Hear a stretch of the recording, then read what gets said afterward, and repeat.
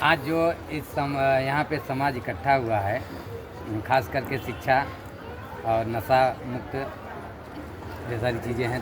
3-4 चीज़ें जो चीज़ें भैया ने बताया उस पर चर्चा होगी। मैं अपनी तरफ से जो कहना चाहता हूँ नशा के बारे में। नशा जो है ये समाज के लिए बहुत बड़ा कैंसर बन चुका है, और कैंसर ही नहीं, आर्थिक रूप से भी नुकसान पहुँचा रहा है। आर्थिक के साथ साथ सामाजिक, पारिवारिक, सभी जगह पे उसका एक ही कारण है कि नशा, और जिससे कि समाज में बहुत सारी बुराइयां भी होती है। व्यक्ति भले ही वो पैसा अपना खर्चा करता हो, लेकिन समाज में उसके प्रति जो निगेटिविटी जाती है, लोग उसको बहुत ही हीन भावना से देखते हैं। उसका मुख्य कारण होता है नशा, और नशा में सब कुछ सारी चीज़ें बर्बाद होना। के लिए जो मैंने अभी 10 दिन का एक कोर्स करके आया वो है विपश्यना। विपश्यना एक ऐसी साधना है जिससे इंसान अपनी सारी इंद्रियों को बस में कर सकता है, और ये भारत की 2500 साल पुरानी पद्धति है या परंपरा है। वो बुद्ध के ज़माने में ये परंपरा चलती थी। उन्होंने बहुत वर्षों के बाद, मतलब बुद्ध जी ने जो खोज की थी मन को एकाग्र और मन को एकत्रित करने के लिए, वो एक ही साधना थी, वो विपश्यना साधना थी। तो अभी भी वो भारत में वो विपश्यना साधना जिंदा है, और जिंदा भी है। जिंदा के साथ साथ उसमें फ्री ऑफ कॉस्ट है। आप उसमें कोई भी जाति, धर्म, कोई भी लिंग भेद, उसमें कोई ऐसा नहीं है कि आप इस धर्म से आते हो तो उसमें नहीं जा सकते हो। ना उसमें आपका कोई धर्म के प्रति कोई खिलाफ बोल भी रहा है, या कोई मोटिवेट भी कोई ऐसा नहीं कर रहा है कि आपके धर्म के खिलाफ जा रहा है। या हम किसी भी पूजा पाठ या किसी पद्धति में रहते हैं तो ऐसा नहीं है कि हम वहाँ नहीं जा सकते। वहाँ सबका वेलकम है, और वहाँ आप जाना चाहिए। और जाने से होता क्या है, वहाँ पे एक चीज़ बताया गया, जो उसके संचालक है जिन्होंने उसको चालू किया था, वो दरअसल यस एन गोयनका जी हैं, जो मूल रूप से राजस्थान के, लेकिन उनकी जो जन्म है वो म्यांमार में हुई थी। म्यांमार में उन्होंने वहीं पे पैदा हुए, वहाँ से सारी चीज़ें सीखे, और वहाँ सीखने के भारत में उस परंपरा को यहाँ पे लाए।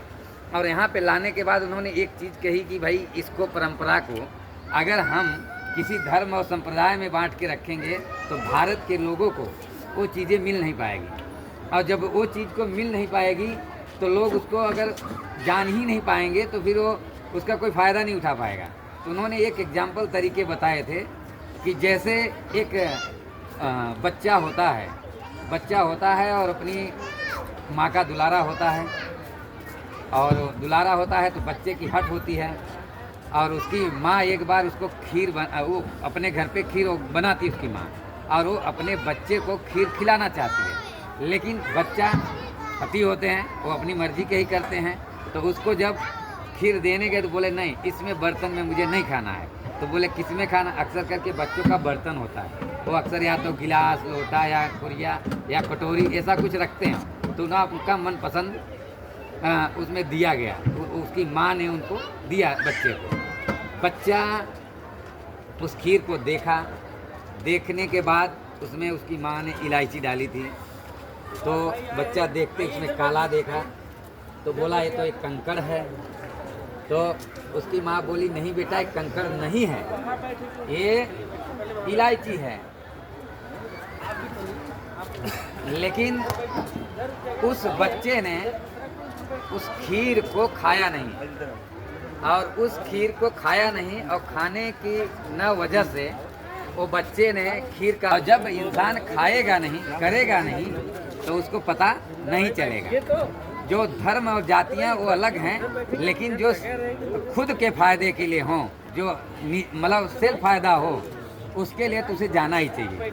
और इससे उनको कई फ़ायदे होंगे। वहाँ पे वो जाने के बाद उनको मोटिवेट हो जाएंगे। पहली चीज़ें, मैं खुद की बात करूँ, मुझे भी माइग्रेन है, और मैं डायबिटीज़ से भी पीड़ित था, और ढेर सारी मुझे माइग्रेन, डायबिटीज़, और इसके बाद मैं बिजनेस में भी थोड़ा स्ट्रगल कर रहा था कि मुझे लग रहा था कि यार मेरे पास कोई ऑप्शन नहीं बच रहा है, मैं जो भी करता हूँ असफलता मिल रही। तो मुझे ऐसा लग रहा था कि कोई ऐसी जगह जाएं जहाँ दुनिया से कोई लेना देना ना हो। तो जब मैंने ऐसे चर्चाएँ की, तो हमारे 1-2 मित्र भी विपश्यना करके आए हुए हैं। तो हमने एक जगह गए, मौर्य जी थे, उनका था सन ऐसा कुछ करके, उनकी लैंड की कारोबार है उनके, सन सिटी करके। तो उनसे भी हमने 1-2 बार वहाँ पे हम गए इनके ऑफिस में, तो उन्होंने कहे कि विपश्यना हर व्यक्ति को करना चाहिए, और क्योंकि जो व्यक्ति करके आया है उसको नॉलेज ज़्यादा होगा। और जो व्यक्ति नहीं करके आया उसको तो भाई आसान नहीं होता है कि उसको कोई भी व्यक्ति स्वीकार कर ले कि अगर कोई व्यक्ति बोले और हम उसको मान लें, ऐसा तो होता नहीं है जब तक हम उस चीज़ को जान न लें। तो हमने भी जब ऐसे सुने, एक व्यक्ति से हमने और सुने, उनका नाम भोलानाथ मास्टर जी थे, वो भी मौर्य समाज से ही आते थे, क्योंकि मौर्य समाज उत्तर प्रदेश में शायद मेरे ख्याल से जो ओबीसी समाज में है उसकी कैटेगरी में वो उच्चतम श्रेणी में है।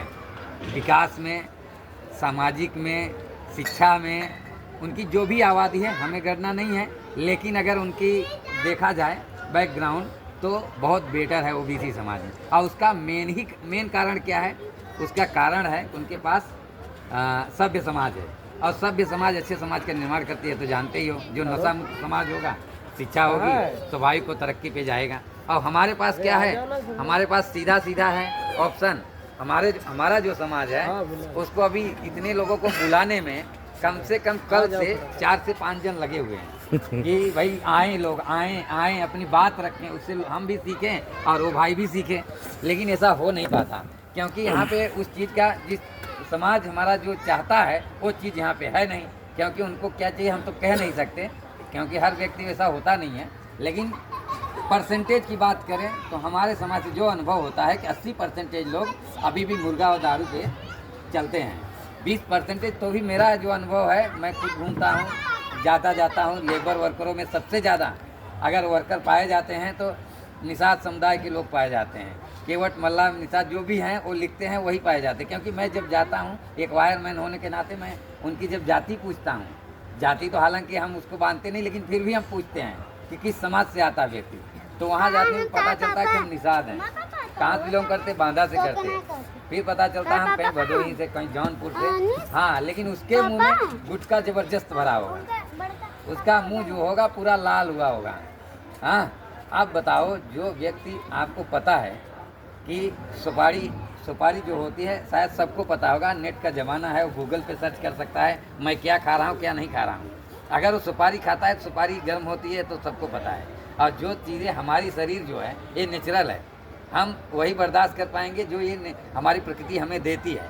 और पता चला हम उसमें एक्स्ट्रा डालते जाएंगे तो क्या होगा? हमारी बॉडी उससे अपोजिट में जाएगी, तो सीधा हमारे पर इफेक्ट करेगी, हमारी बॉडी सहन नहीं कर पाएगी।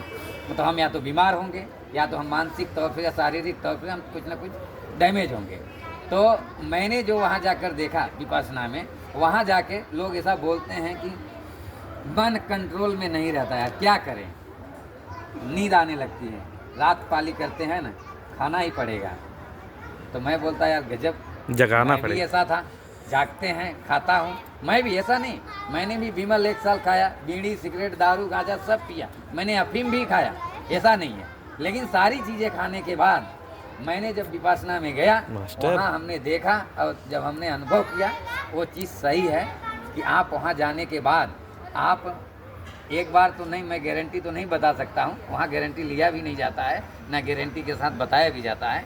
लेकिन मैंने जो अनुभव करके आया है कि अगर कोई व्यक्ति नशा मुक्त होना चाहता है तो एक बार विपश्यना जरूर कर ले, और आपको उसमें 100% फ़ायदा होगा।